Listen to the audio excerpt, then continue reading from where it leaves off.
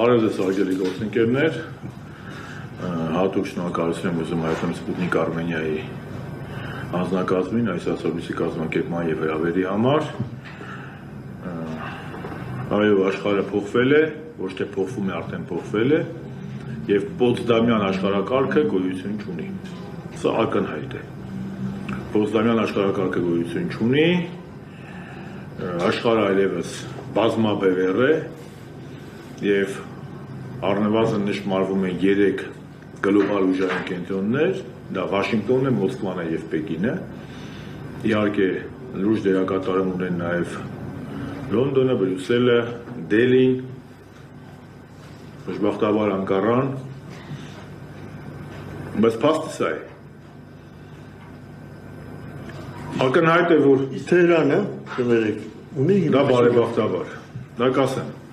Ես Թեհրանին մեկ փաթեթի մեջ եմ նայում, կասեմ դրանք անդրադառնամ Ռուսաստանի հետ, մանավանդ Պուտին Պետրեշկյան վերջին հանդիպումից եւ այդ ռազմավարական համագործակցության պայմանագրի կնքումից հետո ես առանց իմ կարծիքի ասում ցանկացածի կպատասխանեմ։ Տեսեք, ուկրաինական պատերազմը, հակամարտությունը դեռևս չի ավարտվել եւ կա այն ավարտվելու առնվազն 2 սցենար։ Սցենար համար 1 Զելենսկին իր եվրոպական հովանավորների հետ միասին ընդունում է ամերիկյան նոր վարչակարգի Տրամպի եւ Վենսի առաջարկությունները, ես փորձում շատ քաղաքակիրթ տնեմ, էլի չեմ ուզում ասեմ ուլտիմատումները, վերջնագրերը, բայց մեծ ցանկության դեպքում առաջարկությունները ասելը դա ուլտիմատում առաջարկությունները, այդպես ասենք, որի արդյունքում Ուկրաինա ինքնիշխան պետությունից քիչ բան է մնում, երկրորդը նրանք չեն գալիս համաձայնության եւ Լոնդոն, Փարիզ այդ միավորված նոր միավորման արդյունքում Կիևը փորձում է նոր ռազմական օժանդակություն ստանալ եւ մինչեւ վերջին ուկրաինացին պայքարել հանուն արևմուտքի շահերի, արդեն եվրոպական արևմուտքի շահերի։ Երկու դեպքում էլ Ուկրաինա պետության համար լավ հեռանկարներ չեմ տեսնում։ Ակնհայտ է, որ կան հակամարտություններ, հակասություններ Վաշինգտոնի եւ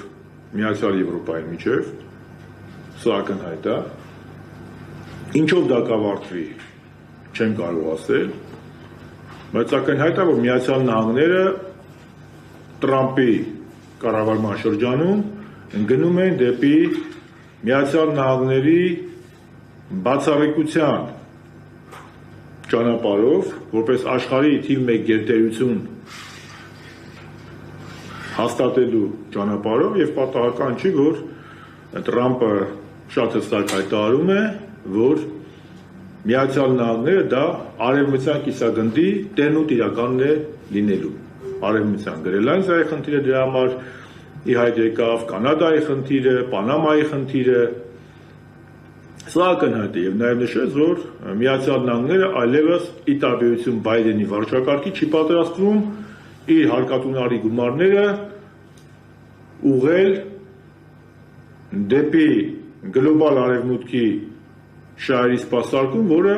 առնվազն վերջին տարիներին կոչվում էր հակառուսական ճակատներ ստեղծելու։ Տրամպը ընտրել է Պուտինի հետ ընդհանուր լեզու գտնելու, աշխարհի վերաբաժանելու կամ ազդեցության գոտիների բաժանելու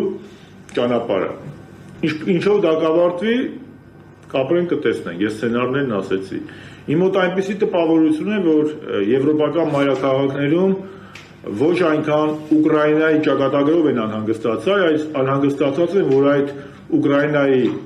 հնարավոր ազդեցության գոտիների բաժանումից իրենց ոչ մի բան չի հասնի։ Եվ չեմ բացառում, որ Ստարմեր Մակրոն զույգը Զելենսկու հետ փորձում է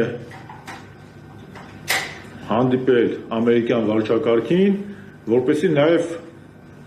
ցույց տա, որ դե լավ, դուք 350 միլիարդ եք ծախսել, մենք էլ 100 միլիարդից մի քիչ ավել ենք ծախսել, գոնե մի բան էլ մեզ հասնի։ Հա, իմ մոտ այդ տպավորությունն է։ Եվ սա ասում եմ, սա եւս մեկ անգամ հստակ ցույց է տալիս, որ Հայաստանում ապրող այն արևմտամոլների կարծիքը, որ ահա Եվրոպան գալու է եւ մեզ փրկելու է ադրբեջանա-թուրքական սպառնալիքից, դրանք դատարկ խոսքեր էին եւ քաղաքական տգիտության շարքին էին տածվում, որովհետեւ հավաքական արևմուտքը, գլոբալ արևմուտքը, գլոբալիստական արևմուտքը Ուկրաինային օգտագործեց հակառուսական ճակատ ստեղծելու համար, Ուկրաինայից ստացավ հակառուսաստան, բայց դրանից ինչ օգուտ ստացավ Ուկրաինան, մենք չենք տեսնում, երբեմն Եվրոպայի ամենամեծ երկիրը շուրջ 40-50%-ով բնակչությունը պակասել է, մի հատված զոհվել է ռազմաճակատում, շատ մի մեծ հատված էլ արտագաղթել է երկրից, եւ բոլոր նրանք, ովքեր որ հույս են կապում միացյալ արևմուտքի կամ գլոբալացված արևմուտքի օգնության հետ, կարող եմ եւս թող տեսնեն Ուկրաինայի եւ Զելենսկու այս խայտարակ վիճակը, արևմուտքի ցինիկ պահվածքը եւ տեսնեն Հայաստանի իրավիճակը։ Լիլիթը շատ հստակ նշեցից Հայաստանը, ասեմ, քանի դեռ Նիկոլ Փաշինյանի ռեժիմը Հայաստանը հանում է ռուսական ազդեցության ոլորտից եւ տանում է դեպի Անկարա Բրյուսել, լավ բան մի սպասեք։ Շատ դեպքերում ասում են, իսկ ինչ պետք է անի իշխանությունը։ Դիվանագիտության եւ քաղաքականության մեջ, մասնավորապես արտաքին քաղաքականության մեջ, շատ ավելի կարևոր է, թե ինչ չպետք է անել։ Եվ այսօրվա նիկոլիստական վարչակարգը անում է այն, ինչ չպետք է անել։ Չպետք է Ուկրաինա-ռուսական պատերազմի ժամանակ պատվիրակություն ուղարկել Բուչա, գրգռելով Ռուսաստանին։ Չպետք է ազգային ժողովի նախագահի հրահանգել հանդիպել Ռադայի ղեկավարի հետ, չպետք է Նիկոլ Փաշինյանը գնալ եւ հայտարարել, որ ուկրաինական հարցում ինքը Ռուսաստանի դաշնակիցը չէ, ով է իր լեզվից քաշում։ Եվ այդ ամենը հանգեցրեց նրան, որ Հայաստան-Ռուսաստան երբեմնի դաշնակցային հարաբերությունները գրեթե զրոյական վիճակում են։ Չպետք է Հռոմի ստատուտ վավերացնել եւ ԿՊ-ի պատգամավորների բերանով հայտարարել, որ Պուտինը եթե գա, մենք իրան կձերբակալենք։ Դուք մի հատ Ալիևի ախրանիկի հոլոխբոր աղջկա թաշկինակին չեք կարա ձերբակալեք, դուք ոնց կարաք Պուտինին ձերբակալեք։ Ես սա չեմ հասկանում։